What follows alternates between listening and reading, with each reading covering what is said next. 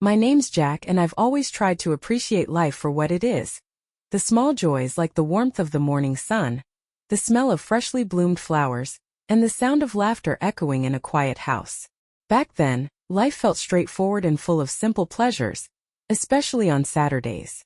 Those were our family days, reserved for something fun that brought us closer. Now before I dive in, let me thank you for sticking around to hear this story. If you enjoy it, don't forget to hit like or leave a comment. It means a lot more than you might think. Sharing this helps build a stronger connection, and I'm genuinely grateful for your support. One Saturday, the sky was a flawless shade of blue.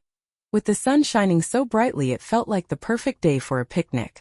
My family had been looking forward to this all week. I could already picture us laughing over silly jokes, enjoying great food, and maybe even playing a few games. There was always something special about how we came together on these days.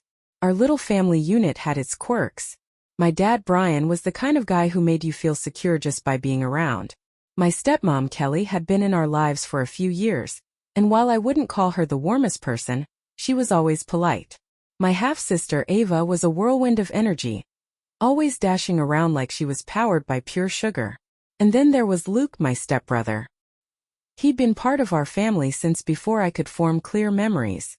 Luke was like an older brother you could rely on, protective to the point of overbearing sometimes, but that never bothered me. It felt good knowing someone had my back like that. That morning, as we piled into Dad's old SUV, a wave of contentment washed over me. The sunlight filtered through the windows, and the breeze made everything feel fresh and alive. Ava was bouncing in her seat, bursting with energy. "Are we gonna play soccer?" she asked, practically vibrating with excitement. "Maybe later," Dad replied, grinning. "First, let's set up the picnic." Luke leaned back, flashing one of his signature confident smirks. "I'm gonna crush everyone at soccer later," he said, locking eyes with me for a moment. There was something about his tone, so sure of himself, it made you believe him without question. Luke had this way of drawing people in, like his energy demanded your attention. When we arrived at the park, the place took my breath away. It was even more picturesque than I'd imagined. The grass was lush and springy beneath our feet, the kind of green that seemed too vibrant to be real. Towering trees surrounded us, their leaves whispering gently in the breeze. In the distance, I could hear kids laughing and shouting, their joy infectious. The air smelled fresh, like the earth had been kissed by the morning dew. It was the kind of day you didn't want to let slip by. We got to work setting up the picnic. Dad spread out the checkered blanket with military precision, while Kelly and Ava laid out the food like they were hosting a photo shoot for a cooking magazine. Meanwhile, Luke and I decided to stretch our legs and explore the park. Walking along the winding trails felt amazing after being cramped in the car. The sunlight filtered through the trees, painting the path with dappled shadows. The warm breeze carried the scent of flowers and freshly cut grass. For a while it felt like everything was perfect, like nothing in the world could disrupt this sense of peace. Luke and I fell into our usual rhythm, talking about random things, school, our friends, and the weird or funny moments that made the week memorable. Our conversations always flowed easily, we just got each other. But as we walked, something felt off. Luke wasn't his usual self. Normally he'd be cracking jokes or making sarcastic remarks, but today he was quieter, almost too quiet. His smiles felt strained, like he was forcing them. I told myself I was overthinking it. After all, we'd been through so much together, and he'd always been a rock for me. We stopped by a huge oak tree with sprawling branches. Luke leaned against the trunk, the rough bark brushing his jacket. When he turned to look at me, his expression wasn't the playful one I was used to. It was intense, almost like he was searching for something in my face. "Jack," he said, his voice unusually soft, almost as if he were talking more to himself than to me. "You've really grown up a lot." His words caught me completely off guard. I froze for a moment, trying to process the sudden change in his tone. "What do you mean?" I asked, my voice sounding more curious than I felt. Luke smiled, but it wasn't the easy, familiar grin I knew so well. This one seemed forced, almost strained, as though he was holding something back. "You're beautiful," he said, taking a small step closer. The weight of his words felt heavier than they should have, like they carried more meaning than I was prepared for. I felt a tightness in my chest, and my stomach turned in a way that wasn't entirely pleasant. A compliment like that should have made me smile, but instead it left me uneasy. There was something about the way he said it, something in the way the air around us seemed to change, that made the moment feel unsettling. I took an instinctive step back, trying to shake the growing tension. Thanks, Luke, I said, forcing a polite smile that didn't quite reach my eyes. We should head back, though. They're probably wondering where we went. But Luke didn't move. He just stood there, studying me in a way that made my skin crawl. Then, to my surprise, he reached out and placed his hand lightly on my arm. The touch was soft but deliberate, too deliberate. My heart skipped a beat, but not in a good way. I jerked my arm away, my sense of unease intensifying.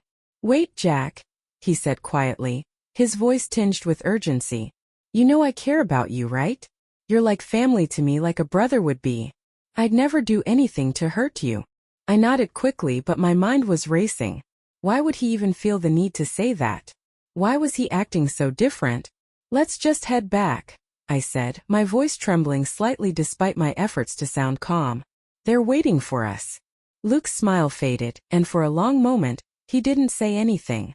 The silence between us was thick and heavy, filled with words that neither of us dared to speak. Finally, he nodded and began walking beside me, but the easy camaraderie we'd always shared was gone. In its place was a strange, unfamiliar distance I couldn't explain. As we made our way back to the picnic blanket, I couldn't shake the nagging feeling that something between us had shifted. The Luke I'd known my entire life, the protective, almost overbearing older brother who always had my back, seemed to have changed. His usual warmth was still there, but it was overshadowed by something darker, something I couldn't quite put my finger on. When we rejoined the others, I tried my best to focus on the cheerful atmosphere. Dad and Kelly were chatting animatedly while Ava laughed at her own silly jokes. The day was beautiful. The sun was warm, the breeze was soft, and the sound of kids playing nearby filled the park with life. But no matter how hard I tried, I couldn't fully immerse myself in the moment. Luke's words replayed in my head like a broken record, and the pit in my stomach refused to go away.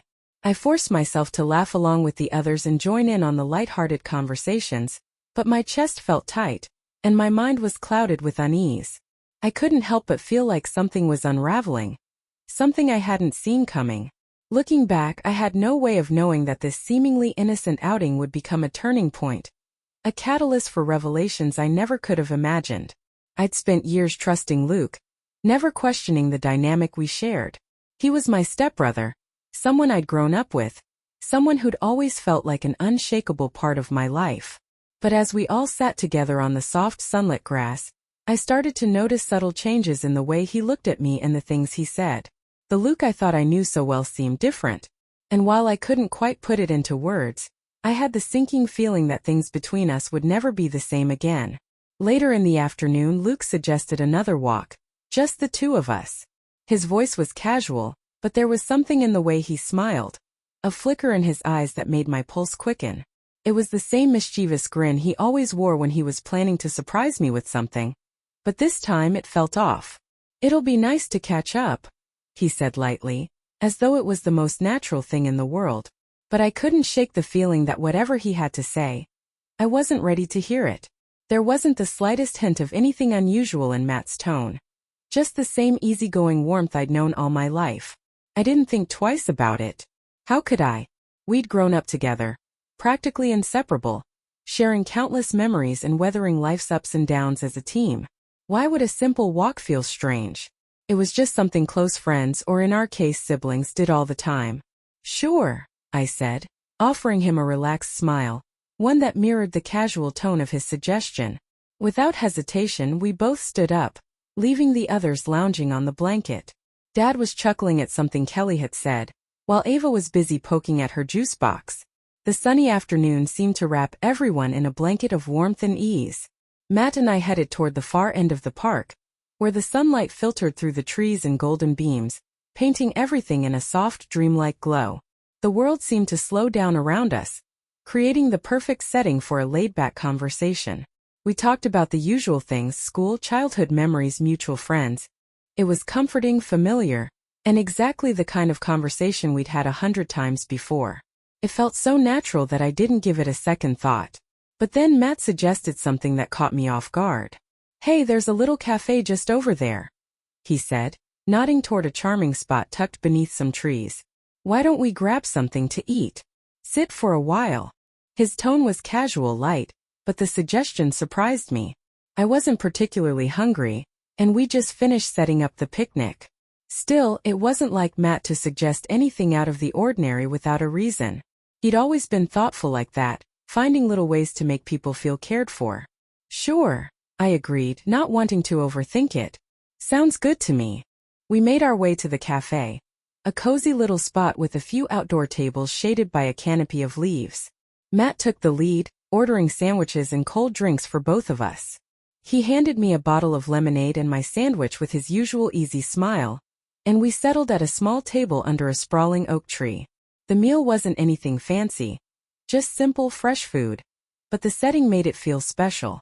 The sun was warm but not overpowering, and a light breeze carried the sense of blooming flowers and freshly cut grass. For a moment it felt like time had paused, giving us a chance to savor the peace of the afternoon. We didn't talk much as we ate, but the quiet wasn't uncomfortable. It was the kind of silence that only exists between people who truly know each other, who don't feel the need to fill every moment with words. I leaned back in my chair as I finished my sandwich, letting out a small, contented sigh. That's when Matt turned to me with a look I couldn't quite place. His expression shifted, his easy smile replaced by something more thoughtful, almost serious. "Hey," he said softly, his voice deliberate.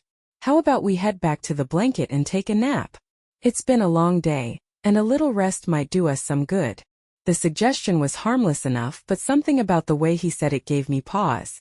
There was a gentle insistence in his tone, like he was trying to nudge me toward agreeing without making it obvious. "A nap?" I repeated, glancing at him. "I don't know. I thought we'd go back and join the others. Maybe play a game or something." Matt smiled again, his tone reassuring. "We can do that later," he said, his voice calm and measured. "No rush.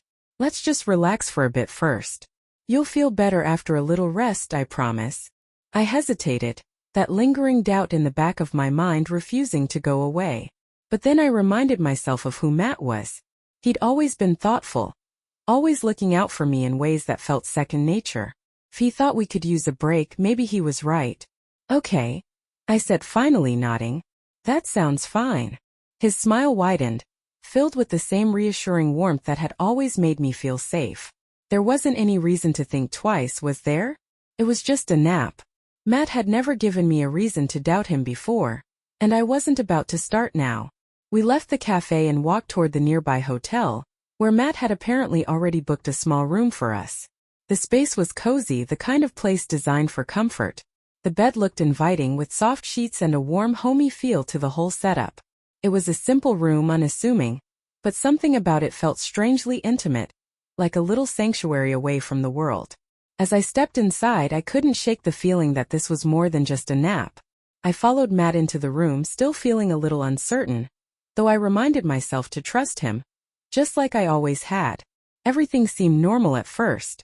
We slipped into the usual rhythm of our conversations, chatting about mundane things. What we might do when we got back home, how our week had gone, and swapping funny stories from school. For a while, it was so familiar that I allowed myself to relax, reassured by the comfort of our easy back and forth. But as time passed, the atmosphere began to shift. It was subtle at first, like a faint tremor beneath the surface. Matt's voice, which had always been full of casual warmth and laughter, softened in a way that felt almost too quiet. The light-hearted ease we shared started to feel heavy, as though the air itself had thickened. And then there was the way he looked at me. I couldn't quite explain it, but his gaze felt different. Intense. Darker somehow. It wasn't the familiar, protective look I was used to. It made my skin prickle in a way that I couldn't ignore. "Anna," he said, his voice low and deliberate. "I've always thought you were special." I froze, the words catching me off guard. They didn't fit. This wasn't the Matt I knew, the Matt who had always been like a big brother to me. His words, simple as they were, carried an unfamiliar weight. "Special," I repeated, my voice barely above a whisper. "You're beautiful," he continued, stepping a little closer. His tone was slow, deliberate, like he was testing each word before letting it fall. "I've always thought that. I just never told you before." A strange flutter stirred in my stomach, but it wasn't the kind that came with flattery or affection. It was something darker, unease, discomfort. My chest tightened, and my heart raced as if it were trying to warn me. "What are you saying, Matt?" I asked, my voice shaky.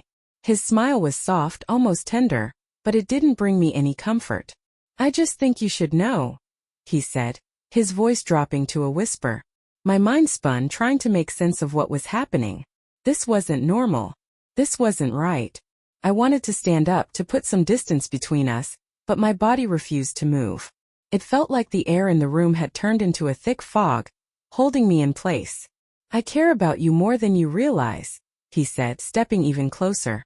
His words, heavy and deliberate, filled the space between us. The room seemed to shrink. My skin crawled as the tension thickened, wrapping around me like a constricting coil. This wasn't Matt, at least not the Matt I thought I knew. "You've really grown up, Anna," he said, his tone unnervingly calm, as if he were stating an obvious fact. "You're not the little girl I used to know. You've become someone I admire." My heart hammered in my chest, each beat louder than the last. The flush creeping up my neck wasn't from embarrassment. It was from something far more unsettling. His gaze bore into me, intense and unrelenting. I felt stripped bare, like I was being examined in a way that made me want to shrink into myself. "You've blossomed," he went on, his voice low and reverent. "Your hair, your smile. Everything about you is so beautiful." I shifted uncomfortably in my seat, every nerve in my body screaming that this wasn't okay. His compliments didn't feel like praise, they felt like a spotlight, exposing me in ways I wasn't prepared for. "Matt," I started, but my voice cracked under the weight of the moment. His words kept coming, each one more deliberate, more unsettling than the last. "I've always noticed it," he said. "But now, I can't keep it to myself anymore." I swallowed hard, my throat dry as his gaze lingered on me. The room seemed to close in around me, the walls pressing tighter, suffocating me with the tension that hung in the air. I wanted to tell him to stop, to break the moment and bring us back to the way things were before. But his words kept unraveling me, each one stripping away the comfort and trust one had always felt with him. Something had changed between us, something I hadn't seen coming, and something I didn't know how to handle. Matt's voice softened even further, almost like he was trying to build a bridge to some intimate, unspoken connection. It wasn't comforting though, it felt suffocating, like the air was being squeezed out of the room. What had started as a simple conversation now felt like something else entirely. Something I didn't understand and wasn't sure I wanted to. He kept talking, his words weaving a web around me, and for the first time I felt small, powerless, vulnerable. I didn't know how to respond. This was Matt, my stepbrother, the person who'd been a fixture in my life for as long as I could remember. We'd laughed together, shared secrets, teased each other like siblings do. But now his compliments, ones I might have shrugged off or joked about in the past, carried a different weight. They felt deliberate, sharp, and focused entirely on me. It wasn't playful or innocent. My cheeks burned as I tried to steady myself, my thoughts scattering like leaves in a strong wind. What was he saying? Why was he saying it now of all times? And why did it feel so wrong? "You've changed so much, Anna," Matt said, his tone low, almost reverent. "You've really grown into yourself. You're beautiful." The way he said it made my skin crawl. This wasn't admiration or teasing. It was something else. I tried to laugh, to diffuse the tension somehow. "Come on, Matt," I said, forcing a smile that felt like it was cracking at the edges. "Stop messing around." But he didn't laugh. He didn't smile either. Instead, he leaned forward slightly, his gaze locking onto mine in a way that made my heart race. "No," he said softly, shaking his head just enough for me to notice. "I mean it. You're special. You've always been special, but now it's different. You're different." The words landed like stones in the pit of my stomach, heavy and cold. I opened my mouth to respond, but nothing came out.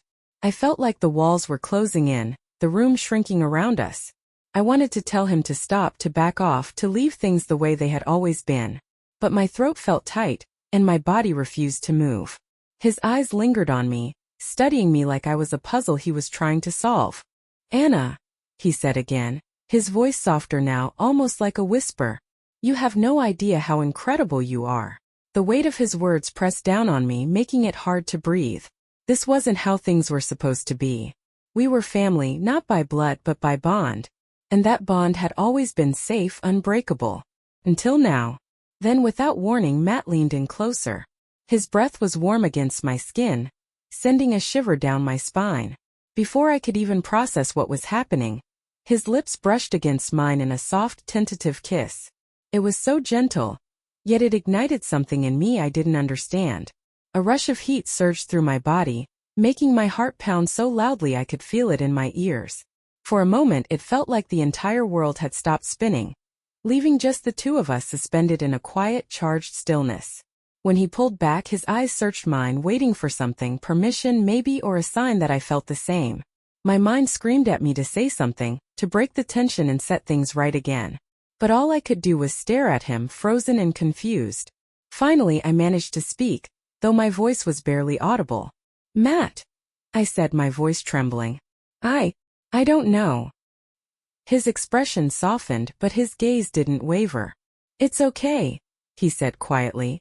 I needed you to know how I feel. You don't have to say anything."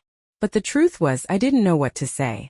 My thoughts were a chaotic mess, my emotions tangled and raw. All I knew was that everything between us had changed in an instant, and there was no going back. The hum of the air conditioning filled the room, its cool breath brushing softly against my skin. It was a strange contrast to the heat radiating between us, a quiet clash of sensations that seemed to amplify the moment. Outside, the world had gone silent, or maybe it just felt that way. The noise, the distractions, the weight of everything beyond these walls, all of it had disappeared. It was just Matt and me now. The space between us seemed alive, pulsing with something electric and unspoken. Time stretched and twisted, pulling us into a bubble where seconds felt like hours, and every small movement felt magnified. His gaze held mine, searching, questioning, almost daring me to look away, but I couldn't. Then he reached out, his fingers brushing against mine. It was such a simple gesture, yet it felt enormous, like the first drop of rain before a storm. My heart was pounding in my chest, so loud I wondered if he could hear it too. "Anna," he murmured, his voice soft and steady, but filled with something deeper. Something I couldn't quite name. I didn't respond. I couldn't. The air between us felt heavy, charged with an energy that both terrified and thrilled me. Slowly, we leaned toward each other, as if drawn by an invisible force that neither of us could resist. When his lips met mine, it was gentle at first, tentative, almost cautious. But the softness quickly gave way to something stronger, something neither of us had planned for but both seemed powerless to stop. It was like being caught in a current, pulled under by a force too strong to fight. Every touch, every breath, every whispered word felt like a new discovery, peeling back layers of something raw and vulnerable. In that moment, nothing else mattered.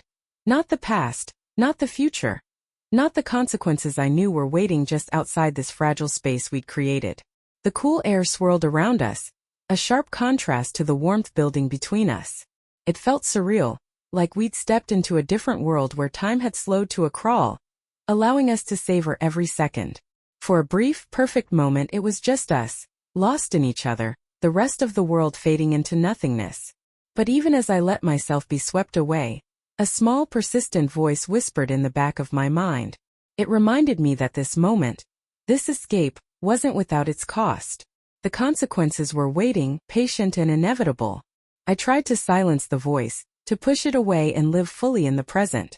For now, I told myself, the future could wait. When it was over, we lingered in the afterglow, neither of us speaking. The silence was thick but not uncomfortable, like the world itself was holding its breath. I stayed close, unwilling to let the moment end, but slowly, the weight of reality began to seep back in. I pulled away first, my heart racing and my thoughts a tangled mess. My mind screamed at me to act normal, to pretend nothing had happened, but everything felt different now. As I walked back toward the group, each step felt heavier than the last. When I finally rejoined the others, the noise and chaos of the family outing hit me all at once, but it sounded distant, muffled, like I was hearing it from underwater. I could feel Matt's eyes on me, following my every move, and it made my skin prickle. His gaze was different now, deeper, more knowing. It was as if he was silently daring me to look back, to acknowledge the unspoken truth that hung between us like a shadow. I tried to ignore it, plastering on a smile and forcing myself to laugh at jokes I wasn't really hearing. But I couldn't shake the feeling of his stare, or the quiet weight of what had just happened. The world had shifted beneath my feet, and nothing felt the same. My thoughts kept circling back to what had happened, replaying every moment, every word, every look between Matt and me. The silence that followed that night grew heavier with each passing day, like a dark cloud that shadowed everything else. It wasn't the kind of silence that brought peace. It was the kind that suffocated, filling the spaces between us with an unspoken tension that neither of us seemed ready to confront. When we finally got home that evening, I was too drained to even begin unpacking it all. My mind felt like a jumbled mess, foggy and disoriented, as if someone had tipped my world upside down and left me grasping for something steady. I told myself I'd figure it out tomorrow or the day after that, but deep down, I knew this wasn't something that would fix itself with time. The next few days blurred together. On the surface, everything seemed normal. Conversations flowed, routines resumed, and life carried on as if nothing had happened.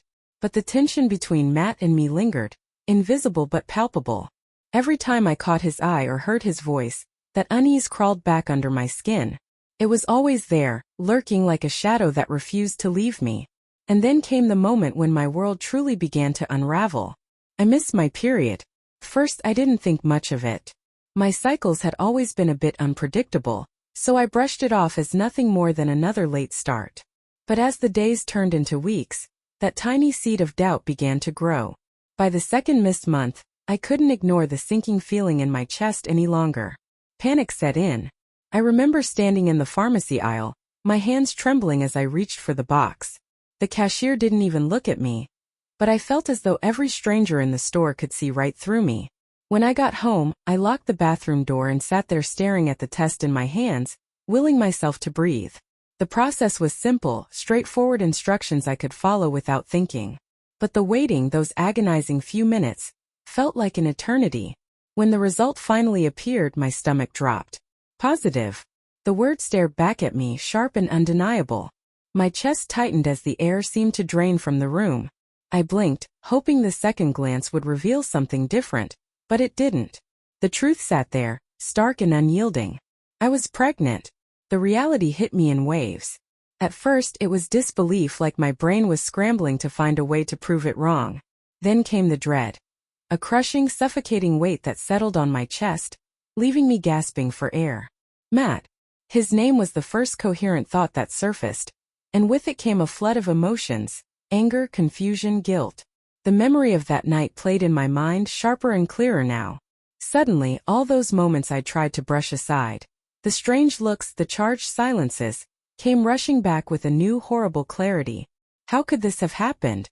How could he let this happen? I felt sick, both physically and emotionally.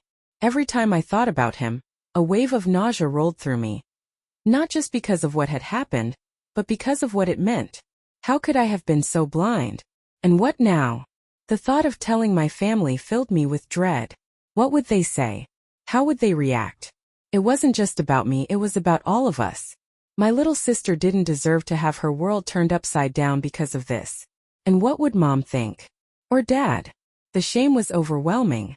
For days I kept the truth to myself, burying it deep while I tried to figure out what to do. But every time I saw Matt, I felt the bile rise in my throat. He didn't seem to notice, carrying on with his usual smile and easy demeanor, as if nothing had changed. That was the worst part. How could he act so normal, so unaffected while I was falling apart inside? His casual attitude felt like a betrayal all on its own. A reminder of how little this seemed to weigh on him. The resentment simmered beneath my skin, building with every passing moment. I knew I couldn't keep it a secret forever, but for now I wasn't ready. The thought of saying it out loud to anyone was too much. So I stayed quiet, letting the weight of my secret press down on me, while the rest of the world carried on, blissfully unaware of the storm brewing inside me. The weight of my secret bore down on me like a constant, inescapable shadow. Every passing day gnawed at me, each one bringing me closer to a breaking point. I didn't know if I'd ever find the courage to tell my family, or if I even wanted to. Time moved in slow motion, dragging me deeper into a pit of uncertainty and despair. As the days turned into weeks, the undeniable signs of my pregnancy became harder to ignore. My body had begun to change, forcing me to confront the reality I'd been trying to avoid. I found myself trapped in a whirlwind of impossible choices. The thought of abortion crossed my mind more than once, but it felt like a line I couldn't bring myself to cross. Confronting Matt was another option, demanding answers or acknowledgement from him. But the idea terrified me. I couldn't predict what he might say or do. And then there was the nightmare of telling my parents. How could I possibly explain the truth to them? How could I shatter their world by revealing what their son had done? The mere thought made my stomach twist in knots. No matter what path I considered, the outcome felt catastrophic. One evening, while the house was eerily quiet, my worst fears seemed to materialize. Matt and I were the only ones home, and I felt his presence before I even saw him. My bedroom door creaked open, and there he was stepping inside like he belonged there. I braced myself, my heart thudding so loudly I was sure he could hear it. For a moment I allowed myself to hope that maybe, just maybe, he'd finally acknowledge what had happened. That he'd apologize or show some sign of regret. Instead he smiled. That same smile I'd grown to dread. The one that didn't reach his eyes. He sat on the edge of my bed, too close for comfort, and I felt my stomach churn. "You're different," he said softly, his gaze piercing mine. "I can see it." I froze. What did he mean? Did he know? Was this his way of confronting me without saying it outright? My mind raced with questions, each one more unsettling than the last. "Don't worry," he added, his voice low and unsettlingly calm. "Everything will be fine. You'll see." His words sent a chill down my spine. The tone, the look in his eyes, it wasn't reassuring. Felt calculated, almost smug. In that moment it hit me like a freight train. He knew. He knew everything, and he wasn't going to own up to any of it. Instead he was doubling down, acting as though he still had control over me. The realization made my blood run cold.